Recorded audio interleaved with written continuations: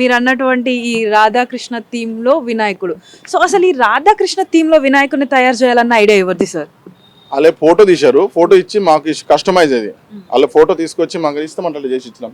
ఇది only jewellery, ఈ clothing, ఈ డ్రెస్సింగ్ కి కనీసం ఒక 40,000 దానికే పోతున్నాయి. అంతా ఎక్సలెంట్. ఒక్కొక్క జాగా ఉంచి అన్ని డీటెయిలింగ్, ఈ అన్ని జాగా దొరికేది కాదు. చిన్న చిన్న సామాన్ కూడా మనం చాలా తిరిగి తీసుకొని ఈ ఫోటో లెక్కన చేసి ఇస్తున్నాం. సో అంటే ఇప్పుడు ఈ కాస్ట్యూమ్ అంతా కూడా అంటే ఇక్కడ ఉన్నటువంటి రాధాకి ఉన్నటువంటి కాస్ట్యూమ్ కానీ అక్కడ గణేష్కి ఉన్నటువంటి కాస్ట్యూమ్ కానీ ఇవన్నీ శ్రీకృష్ణుడి లాగా అంటే వినాయకుడు శ్రీకృష్ణుడి గెటప్ లో. సో అంటే ఈ అంతా కూడా ఈ ఏవైతే డ్రెస్ లాగా కానీ ఇవన్నీ ఉన్నాయో ఇవన్నీ కూడా కస్టమర్స్ మీకు తీసుకొచ్చి ఇస్తారా లేకపోతే మీరు తీసుకొచ్చి వేస్తారా? ఓన్ డిజైన్ కూడా కొన్ని ఉంటాయి. ఇప్పుడు 10 years 15 years నుంచి కొన్ని కస్టమర్ మా దగ్గర తీసుకుంటారు. అలా ఏది మనకి వాళ్ళకి ఇష్టం మాకు తెలిసిపోతుంది, ఇలా ఈ టైప్లో గణేష్ తీసుకుంటారు.